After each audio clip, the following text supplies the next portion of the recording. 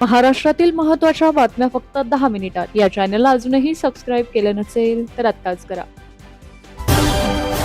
लातूरमध्ये एका शेतकऱ्याने बैल मृत्यू पावला म्हणून आपल्या पत्नीलाच अवताला जुंपल्याचा व्हिडिओ समाज माध्यमांवर व्हायरल झाला. या व्हिडिओनंतर शेतकऱ्याच्या दयनीय अवस्थेवरून शेतकऱ्यांनी भावनिक प्रतिक्रिया दिल्या. हाच व्हिडिओ राज्याचे मुख्यमंत्री देवेंद्र फडणवीस यांनी पाहिल्यानंतर त्यांनी थेट लातूरचे जिल्हाधिकारी यांना फोन करत शेतकऱ्याला तातडीने बैलाची मदत करावी असे निर्देश दिले. मुख्यमंत्री देवेंद्र फडणवीस यांच्या आदेशानंतर जिल्हाधिकाऱ्यांनी शेतकऱ्याला गोशाळेमधून बैल उपलब्ध करून दिला आहे. दरम्यान मुख्यमंत्री देवेंद्र फडणवीस हे शेतकऱ्याच्या मदतीला धावल्याने मुख्यमंत्री असावा तर असा अशी प्रतिक्रिया नागरिकांमधून व्यक्त केली जाते.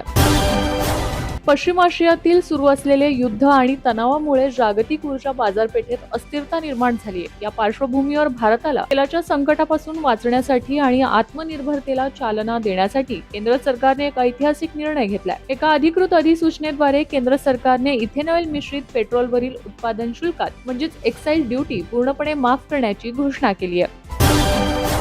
राज्यातील कृषी विद्यापीठांच्या सुधारित आकृती बंधाला मंजुरी मिळाली आहे. तब्बल 23 वर्षांनंतर विद्यापीठांच्या अ आणि ब संवर्गातील एकूण 3723 पदांच्या सुधारित आकृती बंधाला मान्यता देण्यात आली आहे. या निर्णयामुळे विद्यापीठांतील रिक्त पदांच्या भरतीचा मार्ग आता मोकळा झालाय. या संबंधीची माहिती कृषी मंत्री दत्तात्रय भरणे यांनी दिली आहे. राज्यातील नागरिकांना दिलासा देणाऱ्या मान्सूनच्या प्रगतीला गेल्या 2 दिवसांपासून ब्रेक लागलाय. महाराष्ट्रातील मान्सूनचा प्रवास सध्या एकाच भागात थांबला असून पुढील 3 दिवसात तो राज्यातील आणखी काही भागात व्यापण्याची शक्यता भारतीय हवामान विभागाने व्यक्त केली आहे. दरम्यान पुढील 5 दिवस राज्यातील विविध भागांमध्ये पावसाचा अंदाज वर्तवण्यात आलाय. आज कोकण विदर्भासह काही जिल्ह्यांमध्ये तुरळक पाऊस पडण्याची शक्यता असल्याने हवामान विभागाने येलो अलर्ट जारी केलाय. दरम्यान शेतकरी राजा अद्यापही मान्सूनच्या प्रतीक्षेतच आहे. उपमुख्यमंत्री एकनाथ शिंदे काही दिवसांपूर्वी दिल्ली दौऱ्यावर गेले होते. या दौऱ्यात ठाकरेंच्या शिवसेनेच्या 7 खासदारांनी एकनाथ शिंदेंची भेट घेतल्याची चर्चा राजकीय वर्तुळात चांगलीच रंगली आहे. यातील एका खासदाराला मंत्रिपदाची ऑफर तर इतरांना मानाची पदं देण्याची ऑफर शिंदेंनी दिल्याची माहिती समोर येते. शिंदेंकडून खासदारांना गळाला लावण्याचे प्रयत्न सुरू असल्याचा आरोप ठाकरेंच्या पक्षाचे माजी खासदार विनायक राऊतांनी केलाय.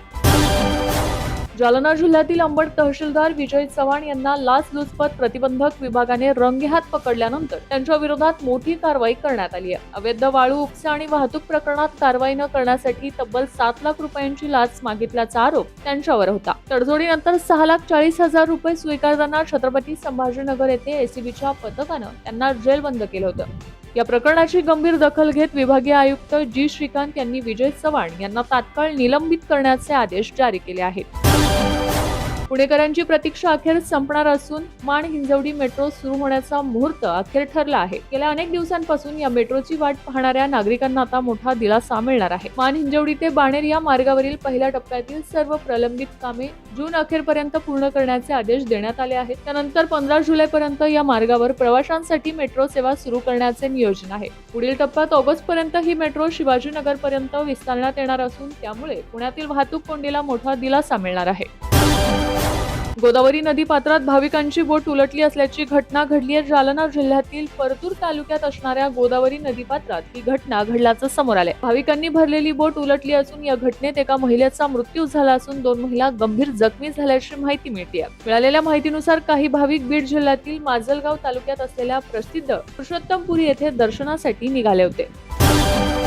छत्रपती संभाजीनगर ते पुणे प्रवास करणाऱ्या प्रवाशांसाठी दिलासादायक बातमी समोर आली आहे. प्रशासकीय दिरंगाईमुळे वर्षानुवर्षे खड्ड्यात गेलेल्या वडाळा ते अहिल्यानगर या 42 किलोमीटरच्या रस्त्याचे भाग्य अखेर हायकोर्टाच्या दणक्याने उजळणार आहे. या संदर्भात मुंबई उच्च न्यायालयाच्या औरंगाबाद खंडपीठाने 1 मे रोजी राज्य सरकारची कडक शब्दात कानउघडणी केली. त्यानंतर जागे झालेल्या सरकारने तातडीने या मार्गाच्या दुरुस्तीसाठी 56 कोटी 7 लाख रुपयांच्या खर्चाला प्रशासकीय मंजुरी दिली आहे. त्यामुळे आता छत्रपती संभाजीनगरवरून पुण्याला जाणाऱ्या प्रवाशांचा किमान 1 तासाचा वेळ वाचणार आहे.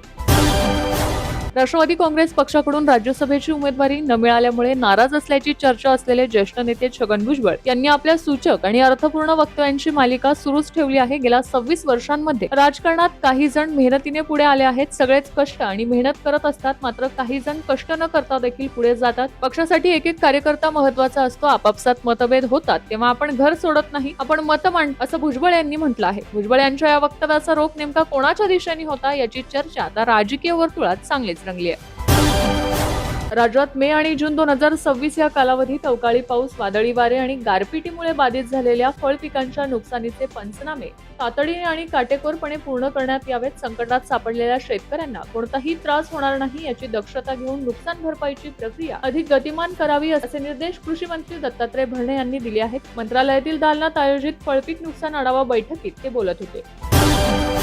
पंतप्रधानांच्या आर्थिक सल्लागार परिषदेने लोकसभेची सदस्य संख्या 824 जागांपर्यंत वाढवण्याची शिफारस केली आहे. केवळ लोकसंख्येचा विचार न करता मतदारसंघ 2 किंवा 3 भागात विभागण्यासाठी बहुघटकीय निकषांचा प्रस्ताव ठेवण्यात आला आहे. लोकसंख्या हा एकमेव निकष न ठेवता मतदानाचा टक्का, मतदारसंघाचा आकार, अनुसूचित जात आणि अनुसूचित जमातींची लोकसंख्या, भाषिक विविधता आणि ध्रुवीकरण यांच्यासारख्या बहुघटकीय निकषांचा वापर करून मतदारसंघाचे विभाजन केले जावे अशी शिफारस करण्यात आली आहे. सरकारी कर्मचाऱ्यांनी पुकारलेल्या संपानंतर राज्य सरकारकडून सुधारित निवृत्ती वेतन योजनेची कार्यपद्धती जाहीर करण्यात आली आहे. मात्र यात अनेक गंभीर व जाचक त्रुटी असल्याचा आक्षेप सरकारी अधिकाऱ्यांनी नोंदवला आहे. या योजनेत सुधारणा सुचवल्या असून उशिरा सेवेत लागणाऱ्या कर्मचाऱ्यांचा सेवा काळ कमी भरत असल्याने ते 50% निवृत्ती वेतनाच्या सूत्रातून बाद ठरतात. त्यामुळे 10 वर्ष सेवा झालेल्यांना शेवटच्या वेतनाच्या सरसकट 50% निवृत्ती वेतन मिळावे आणि 10 वर्षांपेक्षा कमी सेवा असल्यास प्रमाणशीर किमान 10,000 रुपये निवृत्ती वेतन मिळावे अशी मागणी राजपत्रित अधिकारी महासंघाकडून करण्यात आली आहे. लाडक्या बहिणी सध्या मे महिन्याच्या हप्त्याच्या प्रतीक्षेत आहेत. पात्र लाडक्या बहिणींच्या खात्यात येत्या 12 ते 15 जून दरम्यान योजनेचे पैसे जमा करण्यात येणार असल्याची माहिती भाजप आमदार मोनिका राजळे यांनी सोशल मीडिया पोस्टद्वारे केली आहे. राज्याचे अन्न व औषध प्रशासन आयुक्त तुकाराम मुंढे यांनी येत्या शुक्रवारी मुंबईमध्ये राज्यातील प्रमुख दुधाचे सहकारी व खासगी दूध उत्पादक संस्थांची महत्त्वपूर्ण बैठक आयोजित केलेली आहे. दूध व दुग्धजन्य पदार्थातील भेसळीला अटकाव करण्यासाठी विभागाने मोहीम हाती घेतली असून अन्न सुरक्षा व गुणवत्ता मानकांचे पालन अधिक प्रभावीपणे करण्यासाठी संबंधित घटकांचे मत बैठकीद्वारे आजमावून कडक अंमलबजावणी करण्यासाठीचे नियोजन संयुक्त बैठकीतून अपेक्षित मानले जाणार असल्याची माहिती दुग्ध उद्योगातून मिळाली आहे.